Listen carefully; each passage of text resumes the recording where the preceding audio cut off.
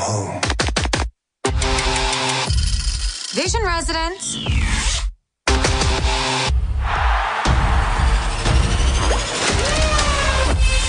I'm gonna burn this place to the ground. Following program has adult language and plenty of spoilers. Listener be advised. A Marvel superheroes have arrived. Captain America, Fantastic Four. Spider-Man, Iron Man, Spider-Woman. the God of Thunder.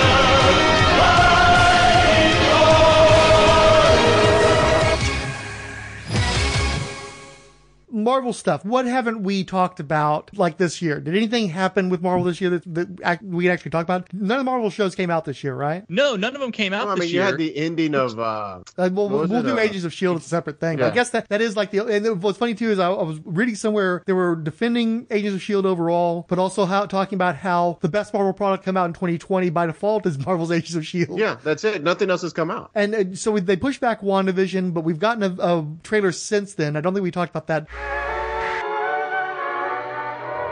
Heavenly shades of night are falling. It's twilight time. Out of the Wanda and Vision. Aren't we a five-pair? This is our home now. I want us to fit in. Oh, this is gonna be a gas! Where did you two move from? How long have you been married? And why don't you have children yet? Our story.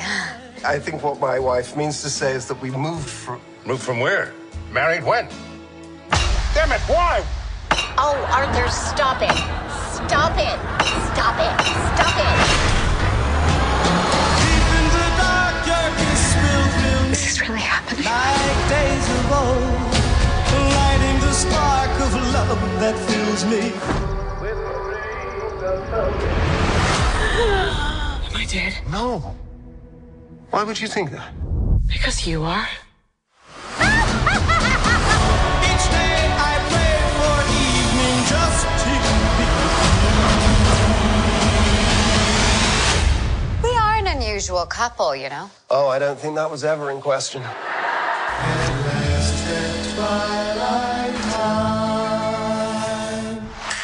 What did you guys think of the trailer? Oh, it looks fucking phenomenal. I can't wait. I think it looks so weird. I am in, like 100% in. And I want to say they talked to the producer of the show or the director of the show, and he basically said it's going to be like 4 Marvel movies into one like 8-episode show or something like that. Where he's like, if you feel bad about not getting your Marvel movie fix, we're going to make 4 Marvel movies that you're going to get over 8 weeks. And with the Mandalorian's production quality, I'm like, dude, Mandalorian looks as good as any freaking Star Wars movie. Yeah, better sometimes. Yeah, sometimes it's better, right? So I'm kind of looking forward to the production value, and I think they're going to get super trippy and weird with it. So I'm looking forward to it. Now, where I'm not happy is that I have paid for Disney Plus on the basis of Marvel shows coming out, and I'm on the 2nd season of Mandalorian, and I haven't seen a single scrap other than a couple like trailers and teasers for all this Marvel stuff. So I gotta tell you, as a subscriber, a little frustrated. Well, but you also got to remember, these shows are connected to the movies, and so they kind of have to fall in line, which sucks. Because this leads into Doctor Strange. Was it The Mouth of Madness? Multiverse of Madness? Okay, sure. I guess so. I mean, but it's supposed to be a lead into that. I'm kind of curious, where was it Winter Soldier and Falcon is at? Yeah, like where are these shows, dude? Well, no, there were even animated shows, right? Isn't there the What If show, and there's like a MODOK cartoon? Where is any of this stuff? How did you have time to make 2 full seasons of Mandalorian and you can't get one of these Marvel shows out? Like, I'm blown away by this. True, I agree with that. You know what I mean? It's just really bizarre. So give me my fix, man. I need a fix. Yeah, give me my stuff. Give me one show. I'm not saying release it all. Give me one show. Come on. But of all the shows, I'm freaking ready to go for WandaVision. I think it's going to be so bizarre. It may end up sucking terribly, but I'm extremely interested to watch it. I'm just not sure. It's like, I don't know. I'm glad it's weird. I'm looking forward to trying it out. I'm going to go look at it in an open mind, but it's weird because like it looks weird, but it also not weird enough to be the kind of weird that I like, and kind of too mainstream. And obviously there's going to be some sort of conspiracy thing going on with the Vision and everything. And it's just like, we'll see. You know, I'm open to it. I'm going to watch it, but I'm not as excited about it as I was. Where like the Falcon and Winter Soldier show, because they're bringing in so much Captain America stuff, so much of the material that I wanted to see in Captain America movies and never will get to, I'm way more excited about that. And obviously I was probably going to be anyway, just because it's Cap material. But I actually had expected to be more excited for WandaVision. Having seen that trailer and having seen the promotional materials for the Cap show, that's where my interest is now, because I feel like it's maybe going to be like an 8-hour prelude to a Doctor Strange movie. And I feel like you're going to have some kind of lost shit where it's almost like a red herring, all the stuff with the Vision, and it's not going to meaning anything. It's going to be like a shell game, just waiting out the time until the next Marvel movie. And again, they haven't started filming that yet, have they? No, they have. They've started filming Strange? Yeah. Yeah. Yeah, Oh, they have. I don't know about the Doctor Strange movie. I know WandaVision has, because it comes in January. But that's what I'm saying. No, I believe they've already started filming.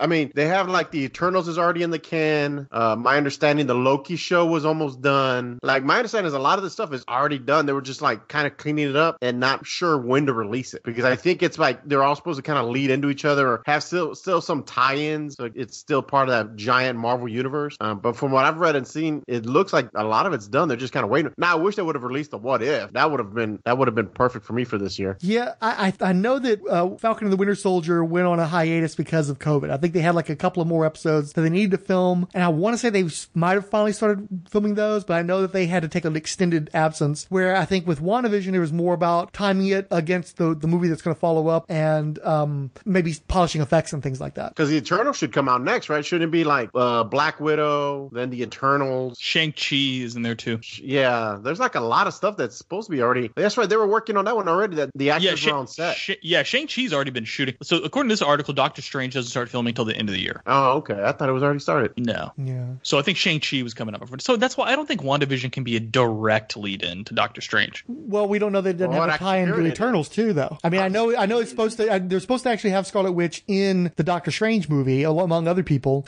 but we don't know that there isn't some sort of a tie-in to the Eternals too, and that would make sense as well. You know, if you're the Eternals is the only one I'm not sure about for myself. The thing is, I was definitely planning on giving it a pass, barring a really kick-ass trailer in 2020. In 2021, yeah, I'm totally gonna go see it. You know, because I need my fix now. It's been a year without any fucking movies. I'm trying to think. I don't think I saw a movie in 2020. I think the last movie was in 2019. What, in a theater or a movie? In a movie theater. Oh, okay. Yeah. I mean, obviously, here's my issue with the Eternals. I've heard that they're going to use the Eternals as some jumping point to really ramp up the power levels of like everybody in the Marvel universe, right? Basically, they're going to turn them into fucking DC, where like the Eternal characters are going to be like gods and god level powers, and then you're gonna have Captain Marvel with god level powers, and you're gonna have your Doctor Strange. I'm sure Scarlet Witch's powers are going to get bigger and bigger and bigger, which I can't say I'm totally thrilled hearing that kind of stuff. Like, that's not what I want. Those aren't the details I want. But whatever. It may make for some weird stuff. Look, whatever, dude. I'm down to just watch some weird stuff. Guardians of the Galaxy surprised me. I thought the movie was going to suck. So let's bring on the Eternals now. I'm down for it. Let's go. Yeah, I was going to say, that's right. We got to wait for Guardians to what? 2022, 2023? Oh, yeah. I don't know. Yeah. Because he just finished Suicide Squad, and now he's doing the Suicide Squad TV show, I think. Yeah, but he is working on Guardians also. Yeah. So, like, I think the script is done or something like that. Like, but it's got progress. Yeah, I don't know. Thor will come out before that. Oh, yeah. Love and Thunder. Thor. Yeah. Now, did they finish Thor, or is that still in production? Still in production. Because they just added, well, I don't want to do any spoilers. They just added an actor to that was previously unannounced. So they've got to be in production. I think we can talk, if it's the actor I'm thinking of, I don't see that that's a real spoiler. Chris Pratt. Yeah. Well, my thing is, it was an interesting theory, is that a lot of the ladies of Marvel, Brie Larson in particular, have taken a lot of shit online without any of the guys showing up to defend them. Don Cheadle, I think, was a notable exception to that, because Don Cheadle's a bad motherfucker. I love that guy. Meanwhile, Don Cheadle was a notable exception of people who did not, he was the one who did not show up to circle the wagons around Chris Pratt when people were talking shit to him about basically, obviously being a Trumpkin, no, he's obviously a Trumpkin.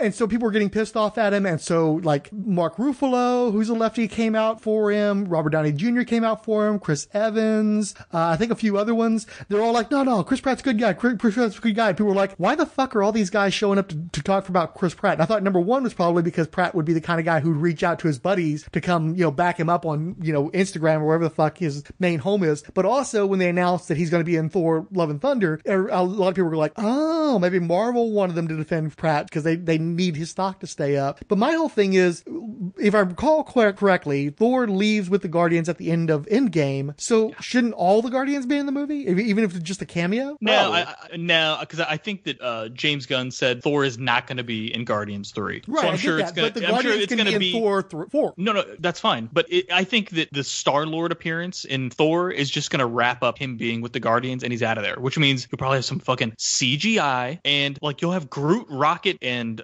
Star-Lord saying, "See you later, Thor," or Star-Lord's dropping him back off at Earth, and he's going to go visit fucking Idaho or wherever the hell he's from, and then he's going to go back up. That's all. I think the only reason Chris Pratt's going to be in that movie is to just tie up that little string, and that's it. I completely disagree. I think what's going to happen is Thor's going to have another little space adventure with the Guardians, and that's why Pratt's going to be around for that movie. Because again, if it was just a cameo, who gives a shit? I think that the plan is there's going to be more Guardians in that movie to kind of tide people over, so there's going to be a big gap between Guardians 2 and 3, because James Gunn is off doing Suicide Squad. And I think what's going to happen is the reason why we have the Jane Foster version of Thor is you've got main Thor, Guy Thor in space, and then Lady Thor is going to be on Earth. And you'll have the two separate stories, and that's the whole reason why you would have Lady Thor in the first place. Okay, that's fine. Hey, so all those dudes stuck up for Chris Pratt because they had the get together where they were all doing a Biden rally, and Chris Pratt wasn't there. Mm-hmm. So everybody was like, "Oh, Chris Pratt did come because he's a fucking Trumpy, blah, blah, blah, blah." And what it was they didn't invite him because they knew he wasn't really down to support Biden, so he wasn't even invited. Right. It wasn't they turned him down. And then he got drug on social Twitters for not being there, and those dudes all came out and said, "Guys, we didn't invite him. He's a good dude. Everybody chill the fuck out." Mm-hmm. That's all it was. Okay. Why do we got to connect these dots to fucking corporate Marvel was coming? Well, because he goes to Robert Downey Jr. gives a fuck what Marvel tells him to do. Like, give me a break. That's the point. Yeah, but also he goes to a homophobic church, and he's married to a hardcore Republican chick, and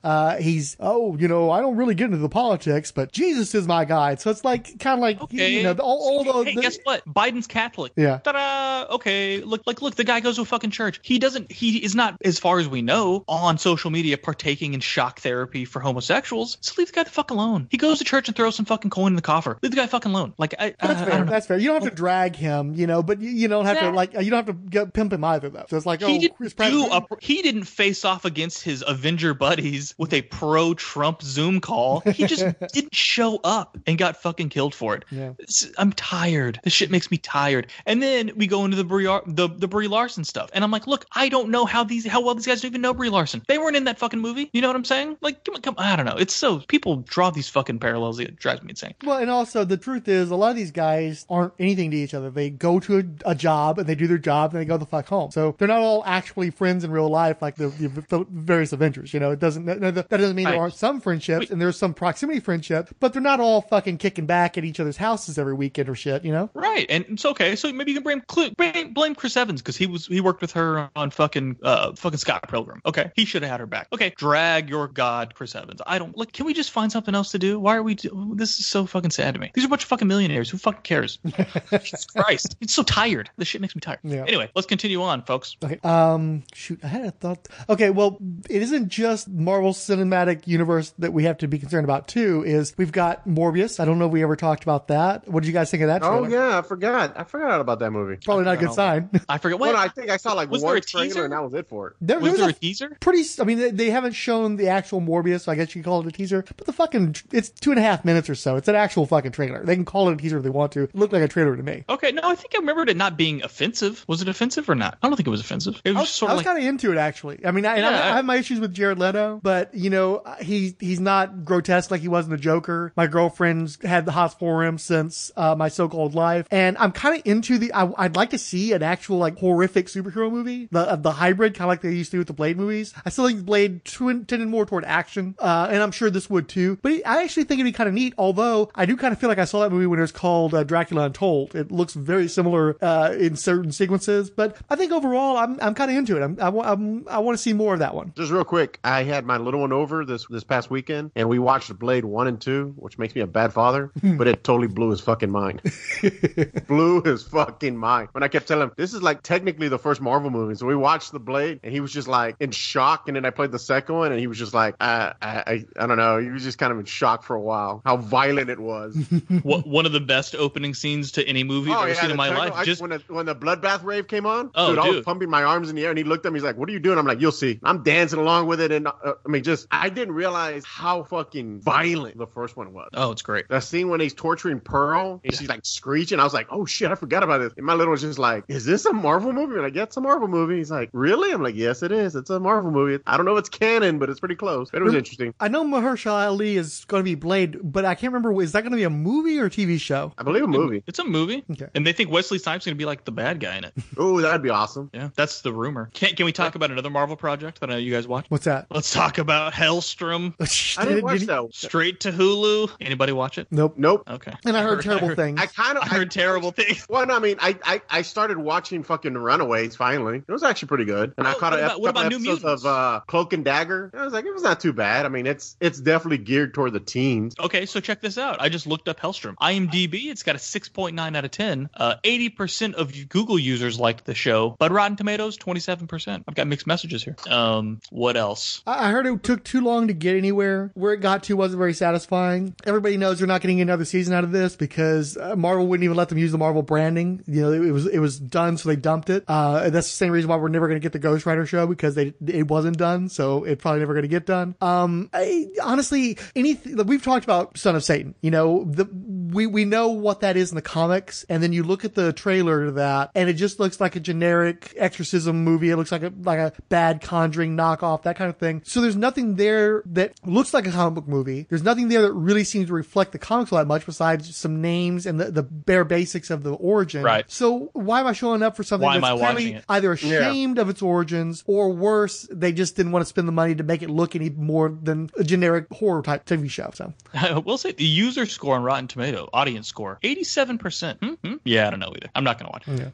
Yeah. Now, I watched the pilot to Cloak and Dagger, and I liked it, and then Freeform only had it available to stream for a short period of time, and I couldn't watch any more episodes. And so I was like, well, fuck you if you're not going to let me see more of the show within like a week or so. I guess they were trying to give it some artificial scarcity or something. I just never got back to it. So I thought it was okay the first episode or two that I saw. I thought it was okay. Yeah. Because didn't they take the first two and turn it into like a little movie? Oh, I don't know that part. I just was watching Runaways, and then I was like, wait a minute, didn't they do a Cloak and Dagger show? And I'm like, let me see. And I just happened to find it online, and so I watched like an episode and a half, and I'm like, it's not bad. I mean, I had other things to do. It wasn't gonna, it's not one of those you fall down the rabbit hole type shows where you end up, 8 hours later into it. So I was like, I can always come back to it later. Now, Runaways was on Hulu, right? Yeah.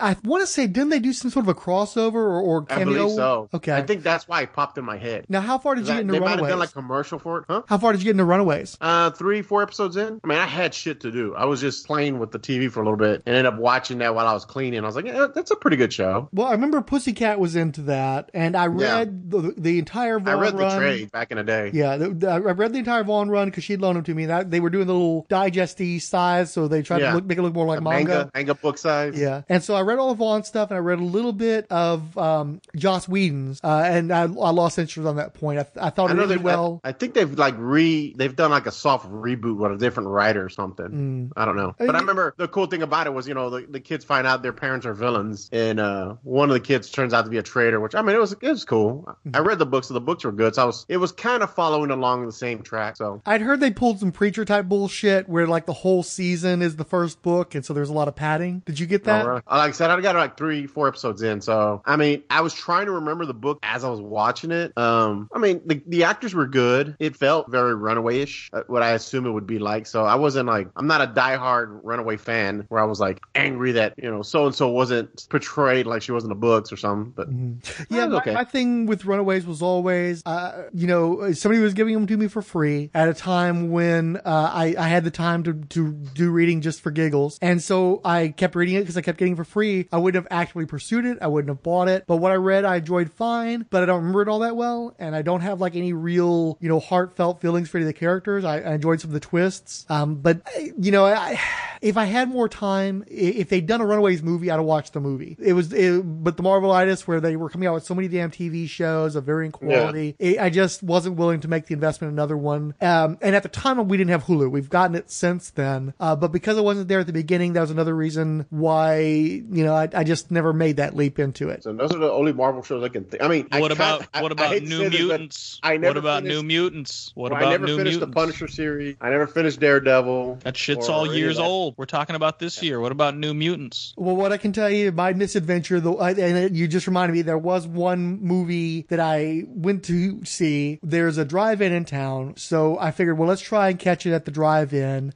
Just to go to a drive-in. I hadn't been to a drive-in since I was a kid, and it was an opportunity to try to see a movie, any movie, and obviously I thought it'd be nice to maybe get an episode of the show out of it, given that I think we went from July to, November, without any Marvel Superheroes podcast because I suck. So I thought that might be a good way of going. And then once we got there, they make you turn off your engine, and we've got an older car, and so we couldn't keep the sound on, we couldn't keep the radio on audible without, and we didn't find out until later on, but I think her battery was dying on her too, like it was on its last legs, and we didn't realize it at the time. And so when we turn off the engine, we'd slowly start to lose the dialogue to the point where we couldn't hear it. And then if we turned the engine on, then somebody would sell us, we had to turn it back off again. Plus it's a drive-in in Texas. And I think the movie came out in August or so, but August in Texas is still the summer. It was the summer until like 2 weeks ago. So, it's hot. It's uncomfortable. We had tried some things to make it a little bit cooler and make it more of a little event for us to keep us going. But the fact is we couldn't hear the movie. We were sweating and uncomfortable. It didn't seem to be that good of a movie anyway. So we made it like 20, 30 minutes and we just fucking bailed on it. And it was boring, and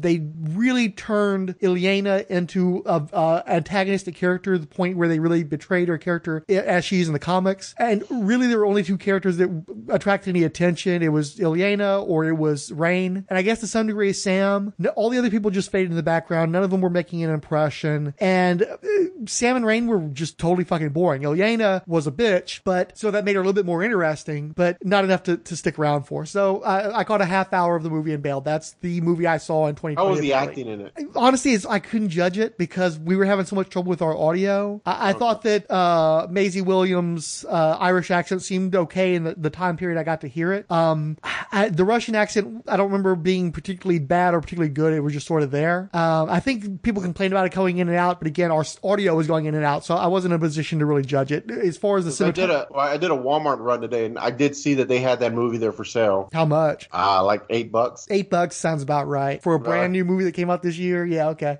What about mail?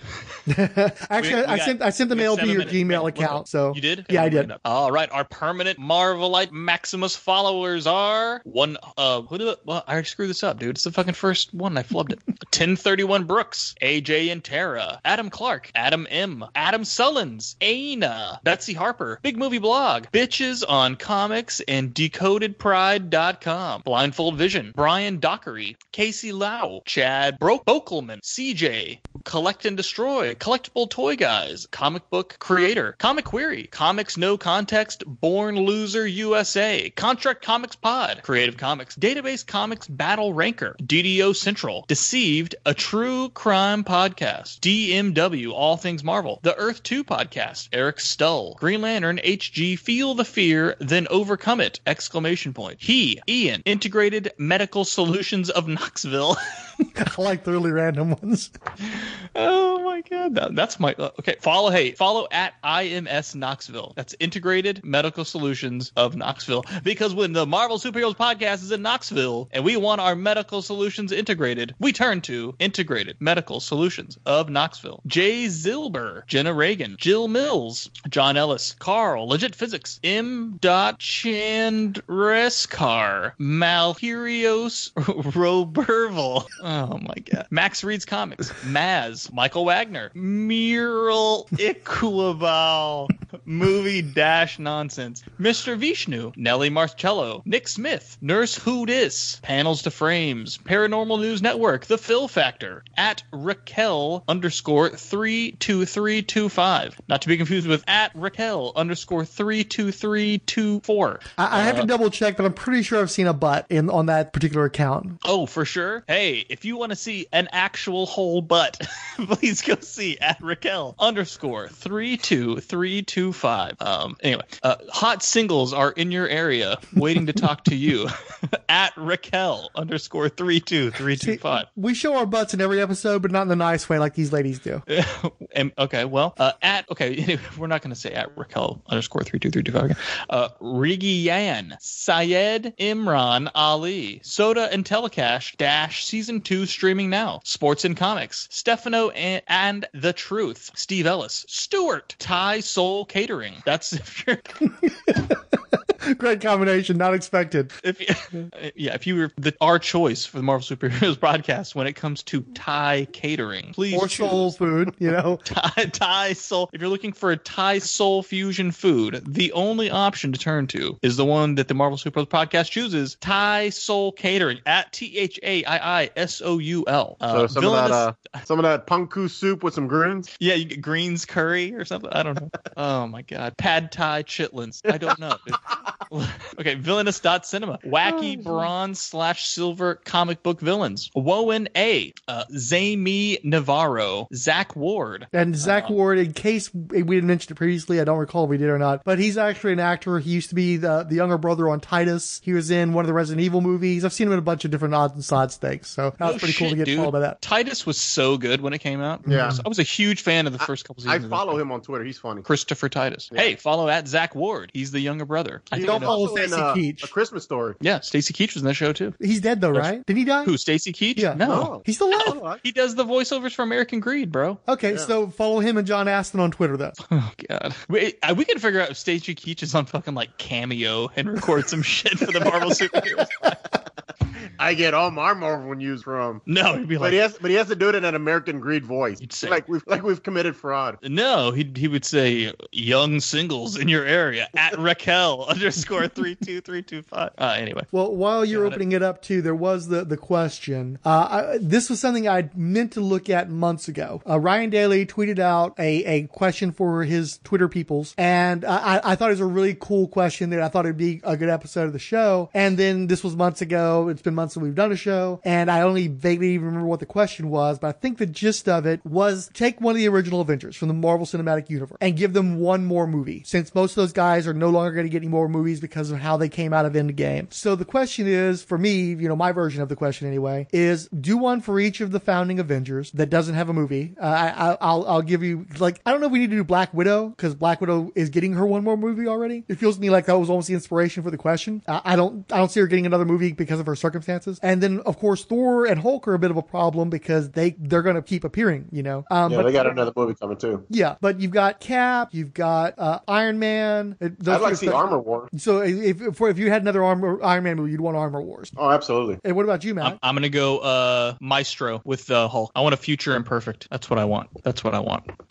I want him killing Avengers, super bad dude in the future, Elseworlds type story. Especially since I guess Endgame sort of left him on such a nice note that you kind of want to see a threatening Hulk again after that, I think, maybe? Or just want to go balls out and have a movie where everything's in the one movie and there's not a bunch of continuity and you're going to get something that's like a bold vision. I mean, you could do the cool shit like where his arm's all jacked up so you know that it might be in continuity. You know what I'm saying? It might be in continuity. That's what I want. I think the new Maestro series is kind of showing he didn't actually kill everybody like the humans killed everybody with bombs. Okay, if I remember, that's cool. And so he awakens from like a alternate reality type device that MODOK had put him in, and MODOK has like a bunch of his villains, and they're all in these tanks, and he's for some reason. I just started reading the series; it just came out, but it looks like they're instead of him killing everybody. Now the last one I did read, they're talking about the Maestro, and everyone's going to it, and it turns out to be Hercules, and he's still alive. So I do think that Hulk kills him and takes on the mantle. So I don't have to keep Maestro's a prequel to Future Imperfect. Is that the case? Yes. Okay. Yes. Written by Peter David, I believe, as well. How's the art on that one? That's pretty good. That's solid. I've only read the first issue. I hadn't been to a shop in like forever, and so I went into one and they had one, and so I was just like, let me pick it up. Let me pay for a floppy that I haven't bought in almost 20 years. And it was pretty good. What got me, of course, they got all our dicks hard because they had that one Hulk special with the Dale Keown art, or at least partial Dale Keown art, and so then they show the ads for Maestro, and it's like, oh my god, they're gonna reteam for that, and then it's like, no,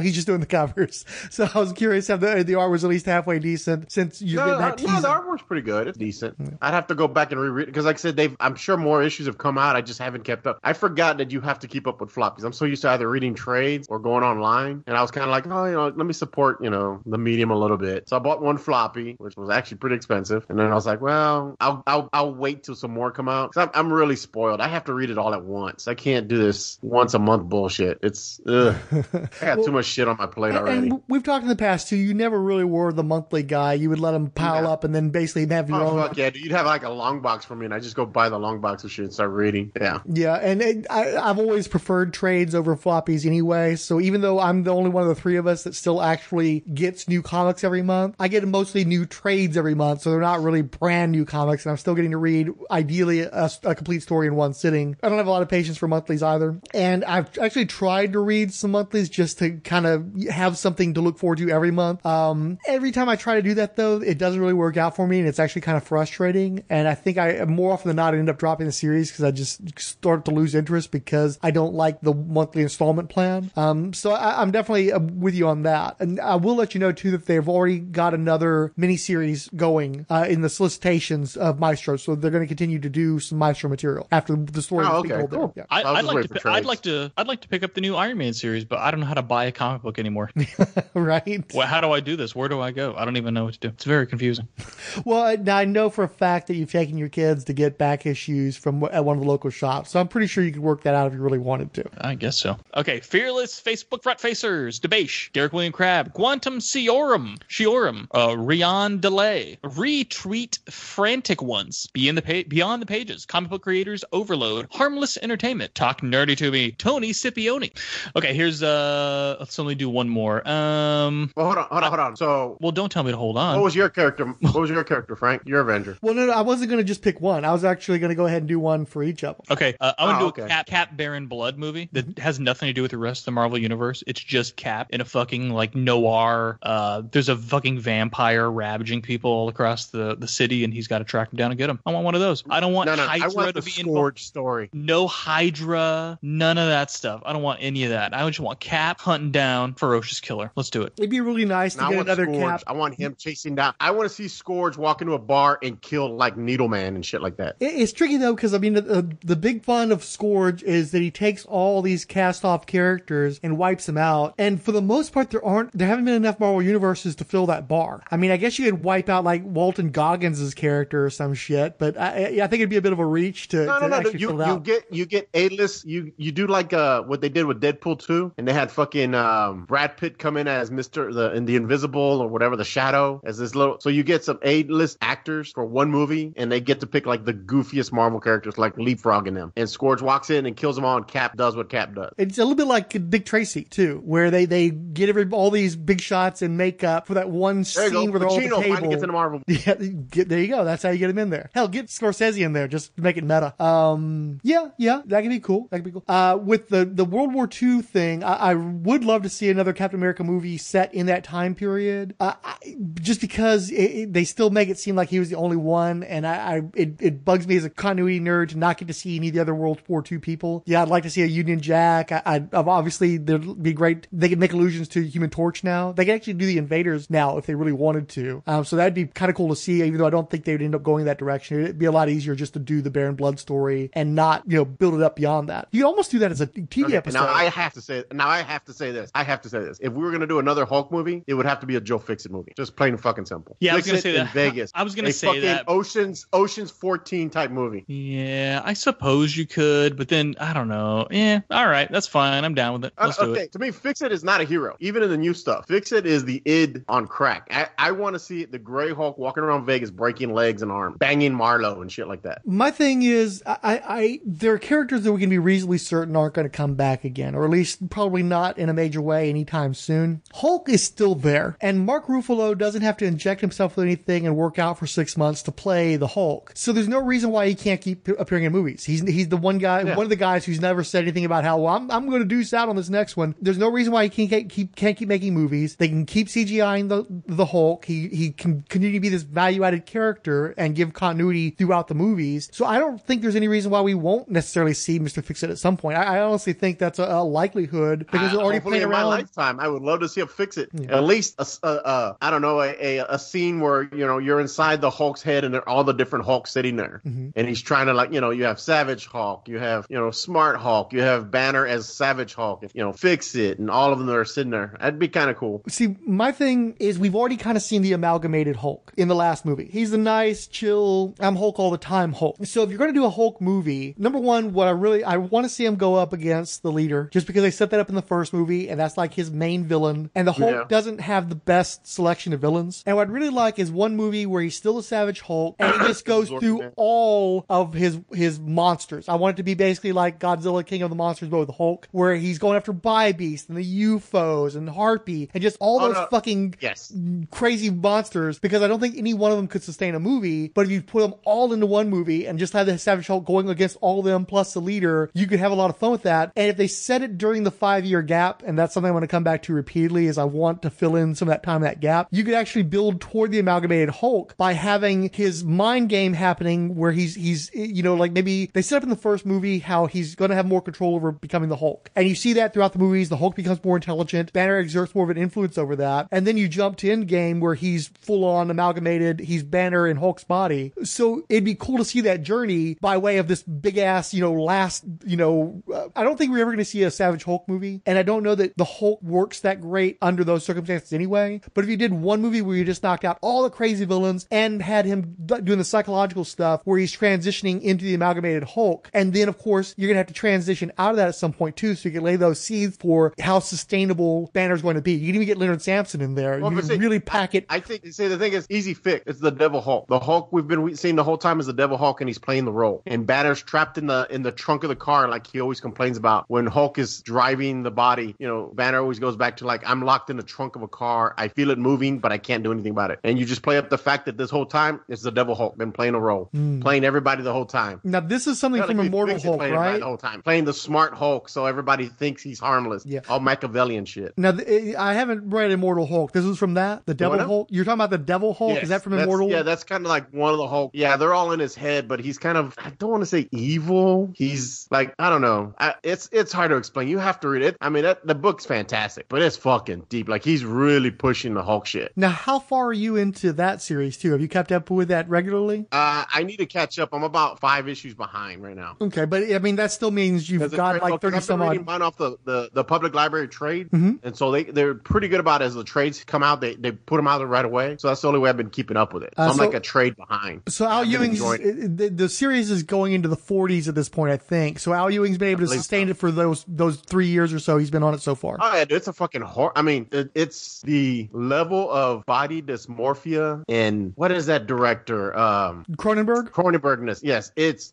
I now understand when people are like, "This is not a comic book. This is a horror book." It's a horror book, and it is. I mean, I loved what he did with what was his name? Oh fuck, that character looks is like it a whole fucking character? no, Wendigo? No, not Wendigo. Oh shit, what's his name? That werewolf guy that he fought a few times? No. I'm gonna have to go look it up. There's a character who hypnotizes you with his eyes, and he makes everybody believe he's the Hulk. Not that. Fuck, I can't remember his name. Oh, not the one with the metal plate on his head. Yeah, looks like a bullet head, like Zemu or something. Yeah. Okay. Yeah, I remember him from She-Hulk. He appeared in some of the Burn issues of She-Hulk. Yes, and it was a gag then. But I guess they managed to. I don't want to ruin it for people, but some of the scenes with him are so fucking gruesome. I was like, holy shit, how is Marvel printing this? Like, this is. I love Peter David's run. Will always be a huge Peter David fan run, but this shit's like next level. So I just don't want to give it away, because if someone has never thought about reading it or is thinking about reading it, I would say pick it up. It's a fun read. You will blow through that trade because you definitely want to get to the end of it. While we're talking about the Hulk too, the whole thing about how supposedly it was Barry Windsor Smith that came up with the idea of Bruce Banner being an abused child, and that was the genesis of the Hulk manifestation, and that supposedly Bill Mantlo was a person who was not necessarily great about letting an ideal rest, whether or not it was his or not, and that he basically has been accused of stealing the idea and putting it into the comic book that ended up influencing a lot of Peter David's run. You're familiar with that story, right? No, I didn't know that. I thought we've talked about it in podcast before, haven't we? So anyway, Barry Smith has always complained about that because he was basically going to do a very special issue of the Hulk the way he used to do with the Uncanny X-Men when he would do the life deaths and stuff. You remember the life death issues where after Storm lost her powers and everything. And so he'd actually had another life death. I think it was 3, because I think they did the first 2 and they never did the third one. And eventually he adapted the material he was going to do as life death 3 into Adastra in Africa, which was a tie-in to his Barry Windsor Storyteller tabloid series that didn't do great, in the late 90s. And so years later, all these years later, we haven't seen anything from Barry Windsor Smith. He finally finished the Hulk story, and he expanded it considerably. And of course, he had to alter the Hulk, so now he looks more like kind of a Frankenstein monster. But it's like, I think 230 some odd pages, and it's going to be released as an original black and white hardcover from Fantagraphics. It's in the new previews. So I thought you might want to get that heads up that if that's something of interest to you, that's on the way. Definitely. Absolutely. Yeah. Oh, that's cool. Thanks, man, for giving me a heads up on that. Sure. Keepers of the Favorites Flame. Alan Middleton, Andrew, Ange, Billy, Canoes, Construct Comics Pod, Drew, Eliza McCausland, Zewit Jameson, ZWT Jameson, that could be it. Baby Skeletor, Bill, Canoes again, Chris Leiden, Constantine Coatsirius, Dibby, Doc Strange, Eriko, Fonk, GK Wordsmith, at @glassdoll_glass, Ian Volmer, Jason Roga, Jennifer DeRoss, Jeremy J. Joseph, Jim Imbruglia, JMT Productions, Jogos Classicos y Antigos, Juglart, Kaylee J, King Dinosaur, Law Dog, RPG Historian, The List Game, Malherios Robverbal, Marvel Universe Online, Mike at just Mike at Send Aliens to Me. Sorry, I thought there was no space there. My bad. Paul Matthew Carr, Peclisio Ally of Karakoa, Reverend Odell Abnar, Dracula, Ricky Bell Jr., Ryan Burke at Sarah Sentry, Schloctopus, Secret Wars and Beyond Podcast, The Subhumanite, When Lightning Strikes, Wonder Woman Warrior for Peace Podcast. So, Mac, did you have anything else to say about Hulk in terms of what you'd like to see done with him? No, I said my show already. Yeah. For Thor, I want to do whatever. What was the thing, the God Killer, or what was the one with the Viking ship that was going through space that you were telling me about? The Garthinus. That sounds like the Garthinus run. Yeah, let's do that one, because that sounded so intriguing to me in our Thor episode that I actually wanted to get that trade and fucking read it. And I can't say that about any other Thor comic book either. So let's do that. I like the Unworthy Thor stuff. That's pretty good. I mean, isn't he kind of already done the Unworthy Thor stuff? Like, isn't that the whole first Thor movie where he loses his worthiness of the hand? You know what I mean? I want to see story. He's talking about. Viking. There was actually a series called Thor the Unworthy. It was running parallel to when Jane Foster was Thor, and so that material wouldn't have been available to the filmmakers when they did the first Thor. But I do think that maybe they did that sort of kind of already in Endgame, right? Exactly. Yeah. I'm saying they didn't do it exactly, but they've done enough elements of it. So I'd rather just see zombie Vikings. Let's do it. As long as Taika Waititi's doing it, let's do it. Yeah, and that's actually one of my problems with Thor is they've broken Asgard, and I don't really want to see Asgard flashbacks. And so since most of the Thor material is tied in some way to Asgard, it's like, I don't know what else you do with the Thor, like what would you adapt? Because so much of that material wouldn't really be available anymore. So I don't really have a ton of ideas of what to do with Thor. Plus, they're still going to do Thor movies. So it's like, they're going to do what they want to do. I do think that if they're going to do a space story with the Guardians, that maybe you get Better Ray Bill in there somehow too, at least to tease them. I think that's possible that happens. What about you? Did you say what you wanted to do with Thor Fix It? I mean, I like the Unworthy Thor stuff because that's one where he doesn't have a hammer. He has the trolls, whatever, make him multiple hammers, but they keep breaking because they're not as powerful. He's riding around on his goat, his space goat and shit. It's just really fucking weird and trippy. It was fun. Was that Jason Aaron too? Let's do that. Huh? Was that Jason Aaron too? Yeah. Okay. Because I remember Fryhood was the one that loaned me his run on that, and as I was reading, I was like, "There's literally a goat." Oh, and then he has a dog, like a rock waller that talks and is demonic and wants to kill everything and like pisses fire. It's just fucking weird, but it was fun. How long did that last? I believe he did all of Thor, then he did Jane Foster's Thor, and I believe he started King Thor. And I don't know, I stopped reading it because again, it was just, life gets in the way. But I'd read all the way up to the Jane Foster stuff, which was still pretty good. I stopped right when they did the War of the Realms or something like that. That's about right when I stopped. Yeah, that wasn't that earlier this year? I believe so. Yeah, but that's about right when I stopped reading it. Well, and things got weird then too. I think some of that stuff got canceled. Oh, really? Yeah. Well, publishing got really weird this year. So I'm not sure if that resolved or I think they canceled a bunch of the tie-ins to that and made it a much smaller event than it was going to be retroactively. Like, I think books were actually being produced and they did the pencils down thing because of COVID. So I'm not sure where Marvel is, because there was a period of time where they just weren't putting out as much product, and they might have just, rushed that out, finished it off, and moved on with life, it seemed like. So let's see. So you said you wanted Armor Wars. Yeah, I've never read it, but it looks cool. And isn't the synopsis where a bunch of different people got his armor? Like, was it Stingray and Titanium Man and Stilt Man and Briefcase Man and Carjack Man? Like, there's a bunch of armor guys out there, right? And he's just going around. Was he killing them to get his armor back? Or it goes back to S.H.I.E.L.D. too. So it turns out S.H.I.E.L.D. also, he finds their mandroids or whatever. That's got Stark technology in it too. So then he goes after S.H.I.E.L.D. and starts, jacking up all their dudes. Someone does die in the Armor Wars. I'm not going to spoil it for anybody. I've been meaning to read it. Is it a good read? I haven't read it in like 25 years, dude. I assume it's fine. I think you actually loaned it to me, and I read it, and I thought it was solid. I always like the house ads. I just love the fact that Tony Stark was tracking down people using his armor and like knocking them out, almost like an assassin. Yeah, no, it was. He goes in the offensive. It's cool. What I am curious, I want to reread the Byrne Romita Armor Wars 2 story, because I think it's like weird. Why? So I don't know. I think it's different. There was a second Armor War. I didn't know that. Yeah. When Byrne there was a second one. I thought it was Layton and Michelini did the second one. So when there was I thought there was a third one that. Well, it may not have been Byrne.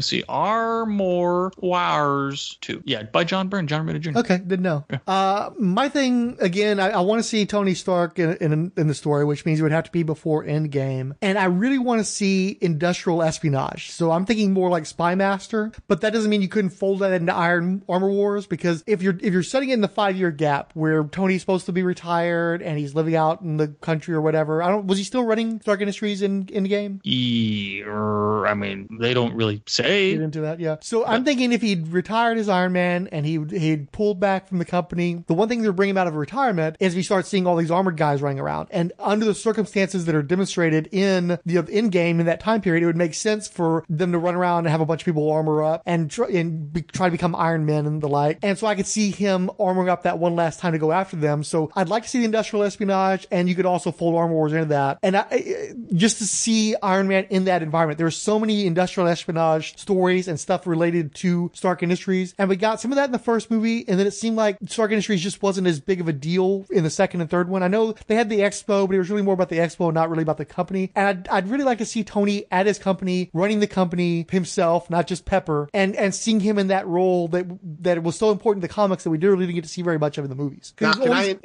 No, because he was always getting kidnapped, or you're sick, and he's turning his company over to Pepper. We never got to see him just running the company. And even if he couldn't run the company, if it's in the 5-year gap, he could still be like taking care of business if some things are going wrong at the company. Now, can I also interject the teaser cuts at the end? Sure, go ahead. I would love to see Iron Man 2020. I like Arnold Stark, so I'd like to see that.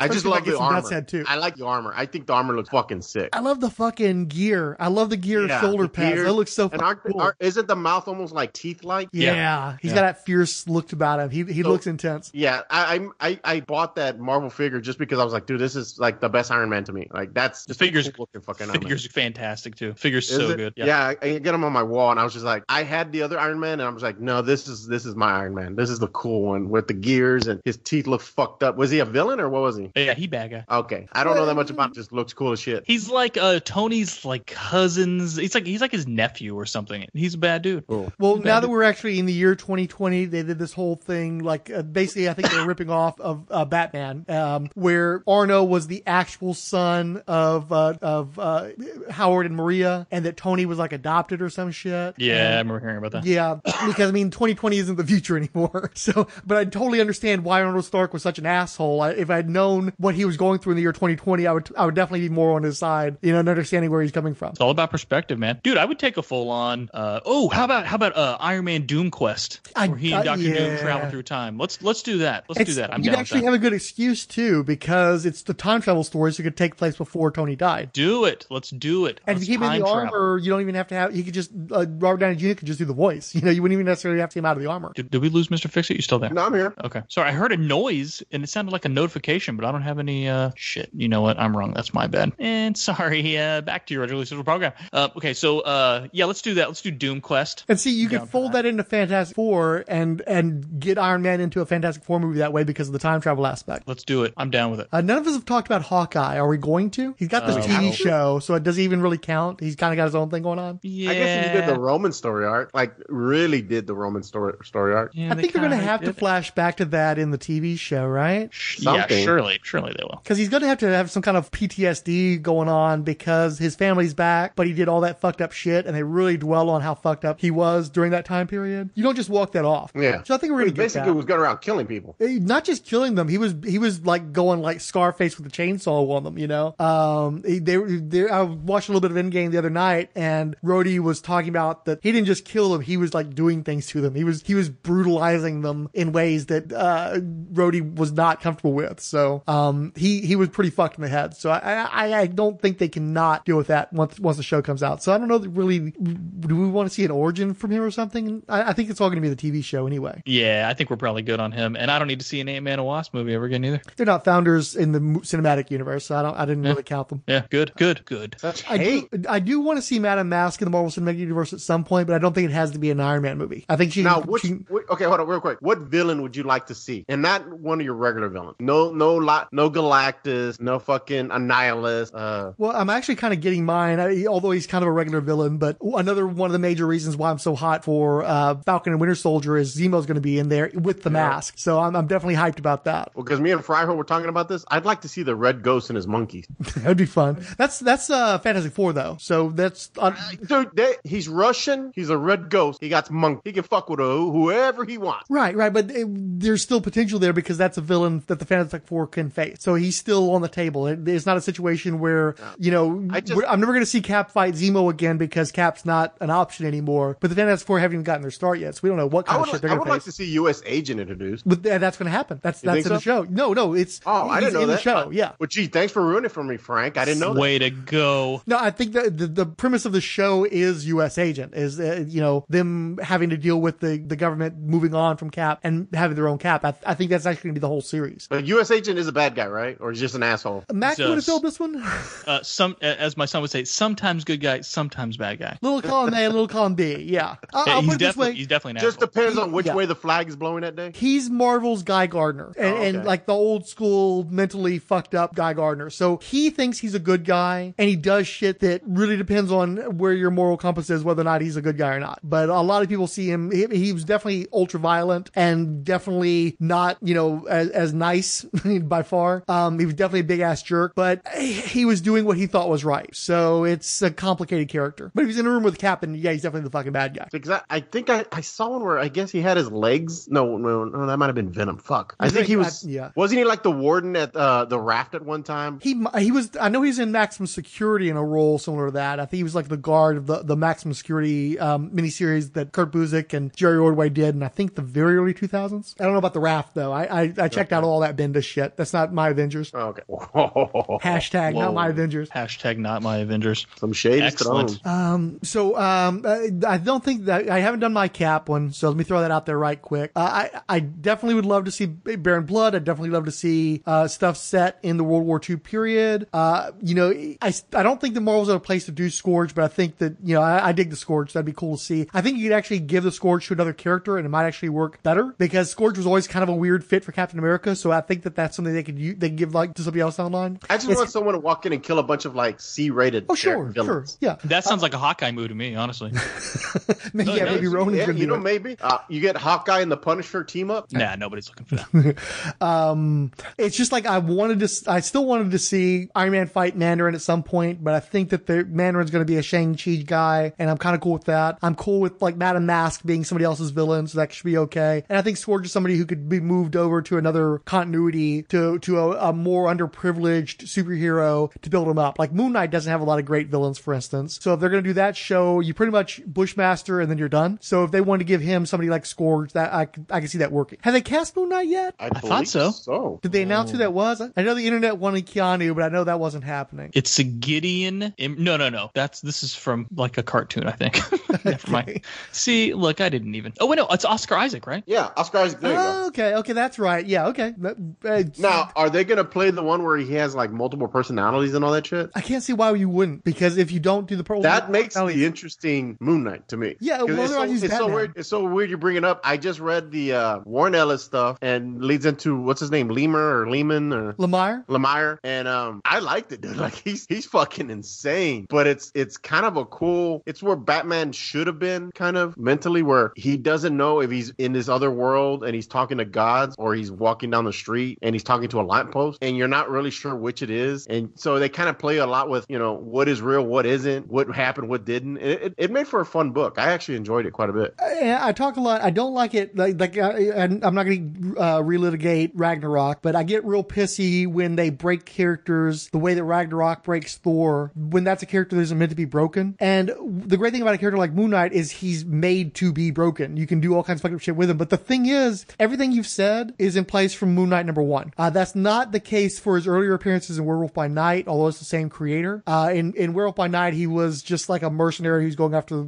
Jack Russell and shit. But once he gets his own series, Doug Minch had already worked on Batman and didn't need to do more Batman stuff. So he decided to basically take a bunch of material from Batman, but go to crazy places with it and do the multiple personality. And he even does matches him alone and stuff. He does give him a permanent girlfriend too. So that gives him a little bit of distance from Batman. But I mean, Frenchie is Alfred Pennyworth. It's really obvious that what he's doing is a twisted take on Moon Knight. And again, the multiple personality and the madness and the question about whether or not he's actually been, amplified by an Egyptian god or if he's just gone around the bend is never really resolved. And that goes all the way back to when that series launched in, I think, 81 or so. So I'm sure that Ellis did cool, twisted stuff with it, but he was always a cool, twisted character. Bill Sienkiewicz was developing his New Mutant style over the course of Moon Knight. He starts out as a Neil Adams clone, and by the end, he's going to that place where New Mutants picks up, and he's like really fucking crazy pants. And it worked really well because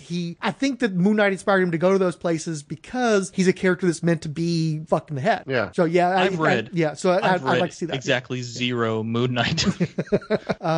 So I never told the Captain America one, and I've got a weird angle on that one. What I really want to see, I want it to be in the 5-year period again, and I want to see Flag Smasher and Ultimatum. I love the idea of Cap being an icon and going up against other icons in a metaphorical sense. So it's great when he goes up against Nazis, but everybody goes up against Nazis. I like the idea of Flag Smasher because he's basically going up against globalization. And again, Captain America is this ultimate patriotic figure for the American people. And then you go to somebody who is completely opposed to nationalism, opposed to patriotism, opposed to global borders. He's still a bad guy, and he's employing all these terrorists, and he's forcing Cap into moral situations that makes him question his actions and whether or not he's even relevant anymore. And I think in that weird The Leftovers world that's in place during the 5-year gap, that would be a perfect place to put a Flag Smasher movie and Ultimatum. And I'd like to see Cap have one more movie where he actually gets to be a Captain America movie and maybe gets a little bit more back to that Winter Soldier espionage vibe.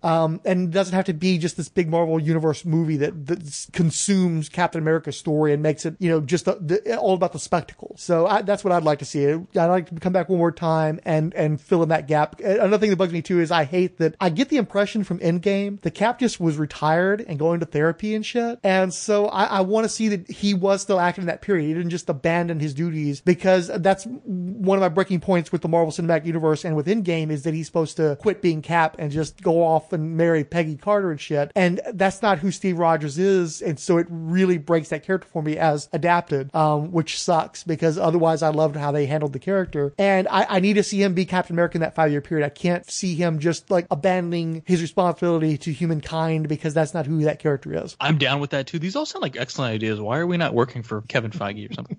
But by the way, one of the things that was cool with Endgame is they get to the therapy scene and I see Jim Stardust like, I know that guy. I know that guy in the bleachers. That was awesome. I love that dude. Yeah, that's always cool. Sorry, dude. I've watched since we've been living in pandemia, I've watched Ragnarok half a dozen times, then into Infinity War, which I've watched a half a dozen times, and then Endgame, which we've watched a half a dozen times. Easy. Same here. I bounced around. I just watched Howard the Duck like yesterday. But I'm just saying, doing those three back to back to back is extremely satisfying. Really? Just saying, yeah. I've been wanting to sit down and watch all the Guardians back to back, both of them. All of the two. Oh man, the problem is I don't really know if you need to watch the first one to watch the second one. Just watch the second one. I need the first one. You need that 1-2 punch. Yeah, and it's not like it's some crazy long movie either. No, Okay. yeah. And they're fun. I catch myself sometimes on YouTube and they're like, those channels that do like the little snippet. And I'll catch myself watching a couple of the Guardians of the Galaxy, like, oh, the best Groot scene or the best Peter scene. I'm like, fuck, I'm going to watch this. And then there goes 15 minutes of my life. Yeah, that's actually sorry, go ahead. They're always running Guardians 2 at my local Costco. And I'll stop and be like, why is Guardians 2 on a Costco? It's so weird. I went to Walmart and they were showing Birds of Prey, the Harley Quinn movie. And I'm like, thank God the volume's down on this fucking movie because they curse quite a bit in that movie. Yeah, they do. So I wanted to ask who had put that movie on. So you know how they have those giant TVs? It wasn't on all the TVs. It was on like 7 of them. But I'm walking it by and it's the scene where she jumps and breaks the dude's legs. I'm like, wait, this is not the edited version. I'm sitting there and I'm watching it. But of course, they don't have any dialogue. The audio's down and they don't have the what do you call it? The subtitles on the bottom. And I'm like, I'm pretty damn sure she's cursing a storm in the scene right now. So I thought that was really interesting to walk around at Walmart and see. And on to the comments, Frank. Enough sayers include Ryan Daly serves the Murder Hornet Queen, who noted, very fun episode that I honestly never expected to hear from the Roll Spine guys, which I believe was our X-Men spotlight. Al Sedano of Resurrections wrote, hey all, just wanted to say I enjoyed the discussion on the X-Men. I hope there will be another episode covering 1975 to 1985 or 87. Anyway, here are a few thoughts I had listening to the episode. 1. Someone mentioned that Mark Waid added in Professor X thinking about how he was in love with young Jean during the Onslaught story. I'm not sure if you forgot to mention or didn't know that was an actual panel from one of the early issues, number 3, I think. Mark Waid didn't think of that, Stan did. And I do remember that being mentioned. They actually did, I think, an ash can around the time of Onslaught that reprinted that panel, so they let you know that it wasn't Mark Waid's idea. He was just expounding upon it, probably because as a DC guy, he was actually having to research the X-Men in order to write them for the period of time that he did. Al Sedano continues, why is Angel generally considered a loser by most fans, but people seem to be cool with Hawkman? Is there really much of a difference between the two anyway? Instead of metal wings, could they have just given Warren a mace? And I'm sorry, Warren Worthington III couldn't have handled a mace. So that's problem number 1. It's like you functionally Batman and who's another bullshit vigilante? Punisher? DC? Sure. Well, Punisher's pretty cool though. Somebody who's a little bit lamer. Let's go with Daredevil. And I don't dislike Daredevil, but if you're pitting Batman against Daredevil, if Batman's just got so much core stuff and he's so much more, intelligent and he has more things that he can do with his advanced education where Daredevil can lawyer or he can punch you. That's really the things that he can do. So it's just not the same caliber. And so then you go to the stories and for like 30 years, Daredevil was a shitty Spider-Man knockoff until he learned about misery porn. So in that respect, Angel is the pre-Frank Miller Daredevil in this situation. So even if you gave him Mace, it would still just be not, and let's be honest, it's like Hawkman really isn't like a heist bar to set up for anybody. Hawkman can never keep a series. He just got canceled again. So, I mean, I guess he can carry a series and Angel can't, but we're not talking about like the pillars of comics here either way. So let's see. Okay. So back to Al Sedano. I don't know if I agree that Claremont hated Cyclops. I don't think that he would agree with that actually. I think that he made so many people hate Cyclops that however he felt about Cyclops, the end result was he made people hate Cyclops and therefore Claremont writing Cyclops was something of a hate crime. Most of the crappy stuff that Scott did was in titles that Claremont was not writing. The worst thing I think he did to Scott was issue 201 when he fought Storm for leadership. I don't view that as hating Scott though. Claremont had said back in the X-Men Companion that he viewed the team having some members who stayed and some who left for a normal life. I always got the impression that he wanted Scott to have a normal life. It's not like he wanted X-Factor to exist at all or Jean to come back. That's it. Thanks for listening to my rambling. You're welcome, Sedano. Sorry about rambling over your rambling. I have to point out that Scott Summers married a woman who appeared to be an identical duplicate of the woman he lost. He married that woman. That wasn't fair to her. And then, of course, I mean, just right there, he finds a woman who looks exactly like the woman that he used to be in love with, and he put a baby in it. That's extremely questionable behavior just right there. And of course, a bunch of bullshit happened as a result of that. So it's fruit of a poisonous tree that Chris Claremont planted. Any thoughts on that, particularly Mr. Fix-It, since he's actually read X-Men shit? Sure. Okay. So Mike Laughlin, or Laughlin, I don't know, because I'm used to saying that name as Laughlin, but we know Sean Laughlin pronounces it that way, so I don't know if maybe it's a regional thing. Michael L. Wrote of issue 100, episode 103, Iron Man 2. Why is Iron Man 2 so disliked? You guys touched upon a few of the reasons, including Mickey Rourke's weirdness, some bad plotting, and the male-gazing portrayal of Black Widow / Scarlett Johansson. You guys were right that it was plot relevant, but the character and actor are capable of and deserve much more. She's great in Avengers and Captain America 2, and mostly wasted in the other movies. Loved her and Hawkeye's fight in Cap 3 too. Otherwise, I think Iron Man 2 is kind of unmemorable. The action scenes may have been good, but Marvel movie action scenes are really what makes the individual entry stand out. Obviously, there are exceptions like Captain America 3's airport scene. Let's see. In Black Panther, possibly the most accurate, possibly the most acclaimed Marvel movie, the action scenes are almost afterthoughts. The characters, world building, script, and performances are what most people respond to. Same with Guardians and Thor Ragnarok. Decent enough action, but I think the humor and spectacle win out in most people's minds. The characters in Iron Man 2 aren't as appealing. The jokes aren't as frequent. The plotting isn't great. The new stuff doesn't stand out as much as, say, Wakanda or Thanos. I like a lot of what you guys liked about Iron Man 2, but have never had the urge to watch it again. And listening to you guys, though, I might, and that's something I haven't ever considered doing. Okay, so the first thing I say to that is go watch the courtroom scene with Gary Shandling and Justin who's Justin Hammer? My God, Sam Rockwell. Sam Rockwell and Robert Downey Jr. just throwing bombs left and right at each other. I mean, if you want to talk about humor, it's like you will die laughing at that scene. It is so good. And I think that I don't know why people forget about this movie. I don't know why. There are so many great scenes beyond the action that, you know, like again, we covered in the episode. It's funny. It's got lots of great scenes. I don't know why people hate it so much. I would say that it is probably the funniest Marvel Cinematic Universe movie. And I think I don't know if it has the best, but it's definitely top 5 in terms of chemistry between the actors. It's a great, like I was watching The Angry Video Game Nerd, also has a show called Cinemassacre where he does more straight, even-tempered reviews. And I was just watching a video earlier tonight where he was going over the top 10 movies that everybody loves and he's not really that into. And one of the movies was Pulp Fiction. And I get that. I know people who aren't into Pulp Fiction. And it's one of those movies where you obviously the mechanics are there. There's a whole bunch of reasons to like that movie. And he was aware of those reasons and he still didn't work on it. It still didn't work for him. And I think part of it is that Pulp Fiction also has that vibe. It has that energy. It has that wavelength. And if you can't get on the wavelength of Pulp Fiction, you're just not going to enjoy it. With all the other technical and script dynamics, you might be able to appreciate it on an intellectual level, but if you can't vibe with it, you know, it's just not going to be for you. You can't help that. You know, that shit happens. You know, there's plenty of movies that people love that I can't get into. He also mentioned The Matrix, and that's another movie where I don't think the mechanics of that movie are all that great, particularly the plot mechanics, but you got to get into the vibe, the sex appeal.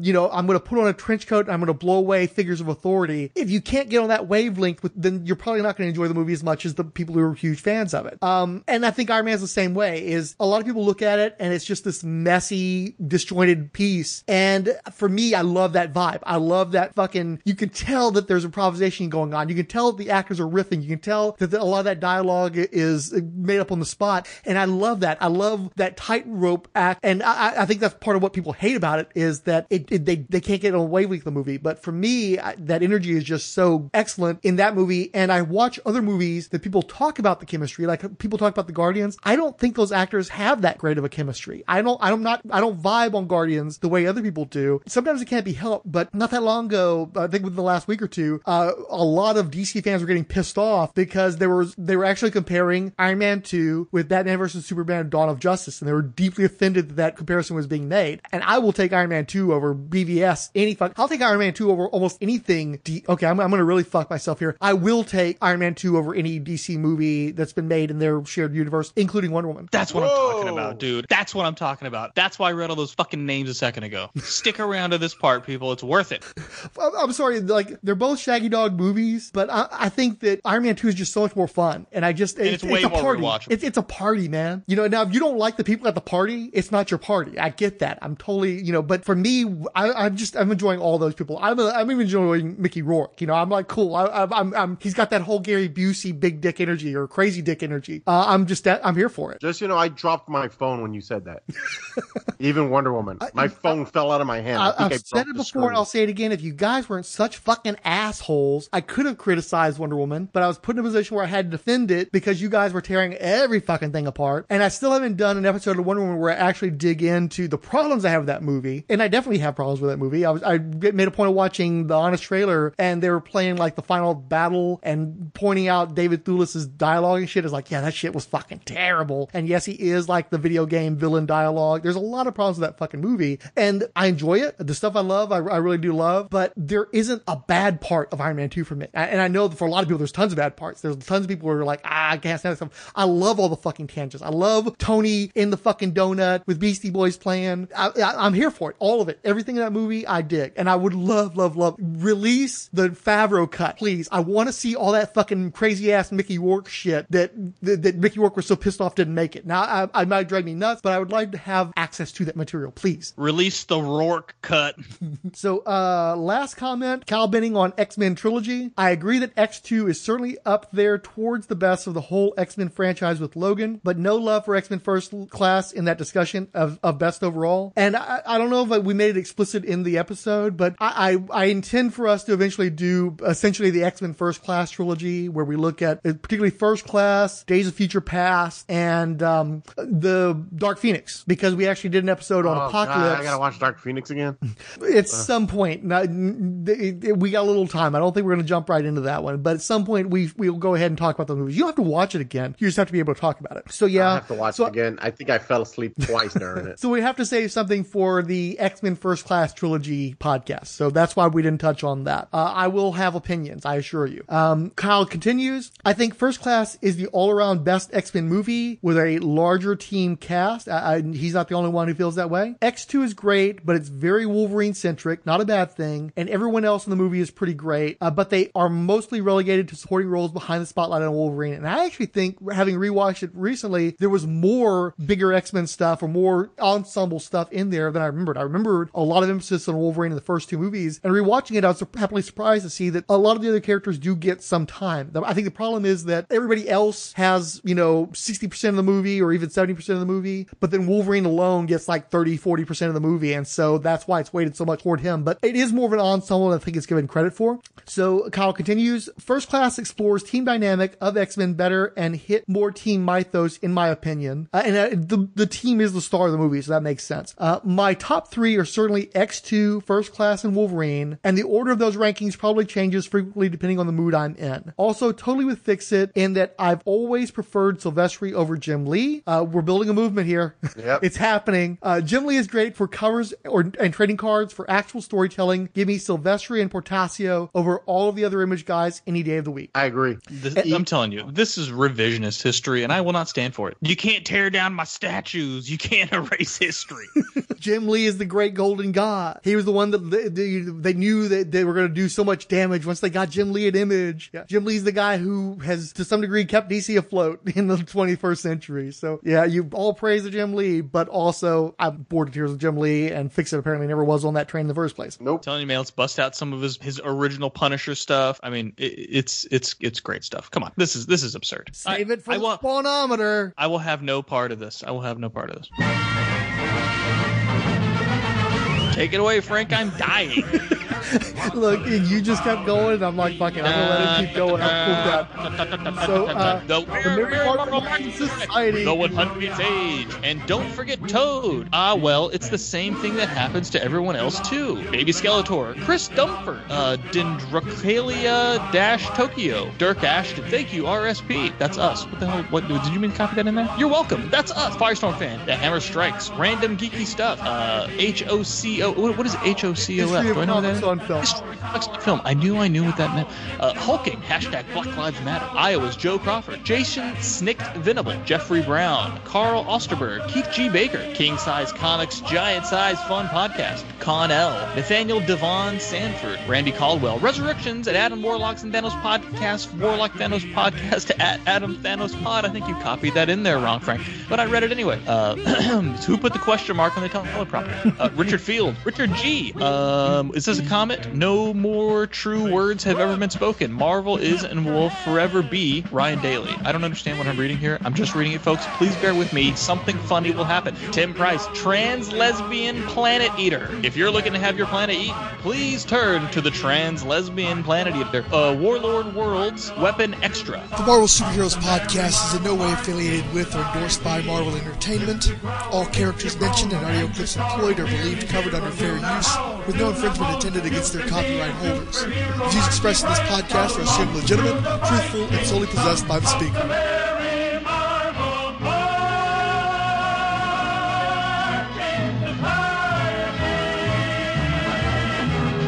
Stand a little straighter, walk a little prouder, be an innovator, laugh a little louder. grow forever greater. We can show you how. Where will you be then?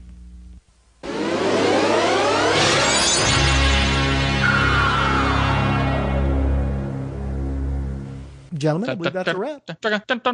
Look, fix it. You said 11 o'clock. I know. Oh, wait. No, I said 10 o'clock. An hour yeah, I know.